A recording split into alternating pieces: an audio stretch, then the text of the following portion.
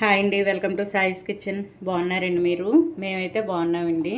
ఇప్పుడైతే మీకోసం రవ్వతో పాయసం చేసి చూపిస్తానండి. దీనికోసం నేను 1 కప్పు రవ్వ తీసేసుకొని 1 కప్పు రవ్వకి 7 కప్పుల మిల్క్ని అయితే వేసుకోవాలండి. మీకు మిల్క్ పూర్తిగా వేయడం ఇష్టం లేకపోతే హాఫ్ వాటరు హాఫ్ మిల్క్ వేసుకోవాలండి. అంటే 3.5 కప్పులు వాటరు, 3.5 కప్పులు మిల్క్ని అయితే వేసేసుకోవచ్చండి. మీకు చిక్కగా కావాలంటే పాయసం ఈ విధంగా ఫుల్ మిల్క్ని అయితే వేసేసుకోండి, వాటర్ కలపకుండా. ఇప్పుడు ఇవైతే వేడి చేసి ఉంచేసుకున్నానండి. 7 కప్పుల మిల్క్ని తీసేసుకున్నాను. ఎందుకు ఈ విధంగా తీసుకున్నానంటే మనం ఈ ఉప్మా రవ్వ వేసుకుంటాం కదండి, బొంబాయి రవ్వని. ఇది చల్లగా అయిన తర్వాత పూర్తిగా దగ్గర పడిపోద్దండి, మనకైతే ముద్దలాగా అయిపోద్ది పాయసం అనేది. అందుకోసమని ఇది పలచగా ఉండడం కోసం నేను 7 అయితే తీసేసుకున్నానండి. 7 కప్పుల మిల్క్ని అయితే తీసేసుకున్నాను.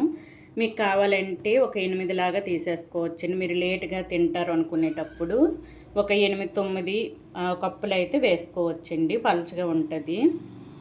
ఇప్పుడైతే ఇది బాయిల్ చేసి ఉంచేసుకున్నాను. ఇప్పుడు పక్కన పెట్టేసుకుందాం అండి. ఈ మిల్క్ని బాయిల్ చేసి ఇది పక్కన పెట్టేసుకుందాం. ఇప్పుడు వేరే ప్యాన్ తీసేసుకొని ముందుగా 1 టేబుల్ స్పూన్ వరకు నెయ్యి వేసేసుకుందాం. డ్రై ఫ్రూట్స్ని అయితే వేయించుకోవాలండి. ఇప్పుడు 1 టేబుల్ స్పూన్ వరకు నెయ్యిని వేసేసుకుందాం. ఇది కొద్దిగా కరిగించుకోవాలండి. నెయ్యిని కరిగించుకొని డ్రై ఫ్రూట్స్ని అయితే వేయించుకుందాం అండి. చూడండి, నెయ్యి అయితే మనకి కరిగిందండి. ఇప్పుడు ఇందులో డ్రై ఫ్రూట్స్ని వేయించుకుందాం. గోల్డెన్ కలర్ వచ్చేంత వరకు వేయించుకోండి. చూడండి, డ్రై ఫ్రూట్స్ వేగిపోయింది. ఒక ప్లేట్లో తీసేసుకుందాం. ఈ విధంగా డ్రై ఫ్రూట్స్ని ప్లేట్లో వేసేసుకొని మనకైతే 1 టేబుల్ స్పూన్ వరకు నెయ్యిని వేసుకున్నాం కదండి. ఈ డ్రై ఫ్రూట్స్ వేయించగా కొద్దిగా నెయ్యి మిగిలిందండి ఇందులోనే మనం ఈ రవ్వను అయితే వేయించుకుందాం. ఇది కూడా మంచి గోల్డెన్ కలర్ వచ్చేంత వరకు వేయించుకోండి. ఈ విధంగా కలుపుకుంటూ మంచిగా వేయించుకోవాలండి. చూడండి, మనకి రవ్వ అయితే వేగిపోయిందండి.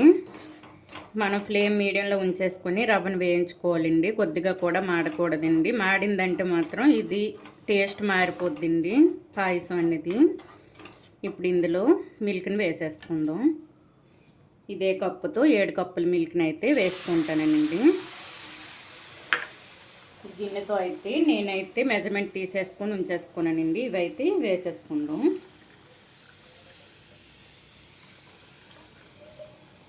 ఈ విధంగా వేసేసుకొని రవ్వ అనేది మనకి ఉండలు లేకుండా ఈ విధంగా కలిపేసుకోవాలి. కలుపుకుంటూ ఉండాలండి. కొద్దిగా మనకి మిల్క్ దగ్గర పడేంత వరకు ఈ విధంగా ఉండలు లేకుండా కలిపేసుకోవాలి. రవ్వని ఈ విధంగా ఉండలు లేకుండా కలిపేసుకోవాలండి. కలిపేసుకొని కొద్దిగా మనకి దగ్గర పడింది చూసారా. ఇప్పుడైతే మనం షుగర్ని వేసేసుకుందాం. 1 కప్పు షుగర్ తీసుకున్నానండి. 1 కప్పు రవ్వకి 1 కప్పు షుగర్ తీసుకుంటే సరిపోద్దండి కరెక్ట్గా. ఇప్పుడు ఇది కూడా ఈ షుగర్ మనం కరిగేంత వరకు కలిపేసుకుందాం. మీకు ఈ ఉండలు కరగనట్టు అనిపిస్తే విస్కర్తో అయినా కలిపేసుకోవచ్చండి. ఈ షుగర్ పూర్తిగా మనకి ఇందులో కలాలండి. చూడండి, మనకి పాయసంలో అయితే షుగర్ కలిసిపోయిందండి. షుగర్ కూడా కరిగింది. ఇప్పుడు ఇందులో ముందుగా మనం ఫ్రై చేసి పెట్టుకున్న డ్రై ఫ్రూట్స్ని అయితే వేసుకుందామండి. ఈ నేతితో పాటుగా వేసేసుకోవాలి. వేసేసుకొని ఇందులో ఫ్లేవర్ కోసం కొద్దిగా యాలకుల పొడి అండి, 1/4 టేబుల్ స్పూన్ వరకు యాలకుల పొడి వేసుకోండి. ఒక 2 టేబుల్ స్పూన్ వరకు నెయ్యిని వేసేసుకోవాలండి. నెయ్యి వేసుకోవడం వల్ల మనకి పాయసం అనేది బాగుంటుందండి టేస్ట్ అయితే. 2 టేబుల్ స్పూన్ వరకు వేసుకుంటాను. ఇప్పుడు ఇది ఒక 1 మినిట్ ఈ విధంగా ఒక్కసారి కలిపేసుకొని ఆఫ్ చేసేసుకోవడం అండి. చూసారా, మనకి ఇప్పుడే తినాలనుకుంటే ఈ విధంగా చేసేసుకోవాలండి. మీకు తినడానికి కొద్దిగా టైం పడుతుంది అనుకుంటే మిల్క్ని అయితే మరో 1 కప్పు 2 కప్పులు వేసుకోండి.